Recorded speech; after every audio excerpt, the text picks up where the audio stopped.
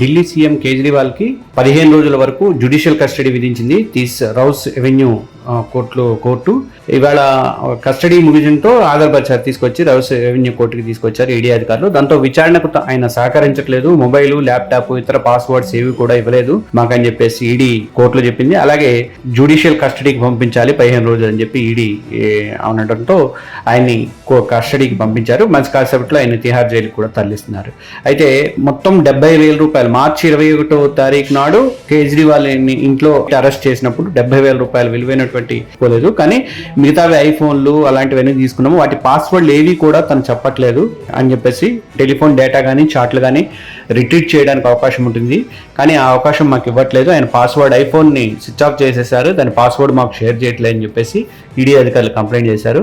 అయితే తిహార్ జైల్లో 3 పుస్తకాలు చదువుకోవడానికి మాకు పర్మిషన్ ఇవ్వాలని చెప్పేసి కేజ్రీవాల్ లాయర్ కోరారు. అందులో ఒకటి భగవద్గీత, రెండోది రామాయణము, మూడోది హౌ ప్రైమ్ మినిస్టర్ డిసైడ్స్ అనే 3 పుస్తకాలు కావాలని చెప్పేసి ఆయన కోరారు. ఇంకా దాని మీద ఏం నిర్ణయం ప్రకటించలేదు. అలాగే మోడీ పనితీరు దేశానికి మంచిది కాదని చెప్పి కేజ్రీవాల్ కోర్టు లోపలికి వెళ్లే ముందు కామెంట్ చేశారు. ప్రస్తుతం అయితే ఆయన తిహార్ జైల్లో 15 రోజులు, ఏప్రిల్ 15 వరకు కూడా ఢిల్లీ లిక్కర్ కేసులో ఆయన జైల్లో ఉండాల్సి ఉంది. జ్యుడిషియల్ కస్టడీ విధించింది కాబట్టి కోర్టు, అప్పటిదాకా ఆయన అక్కడ కంటిన్యూ అవుతారు.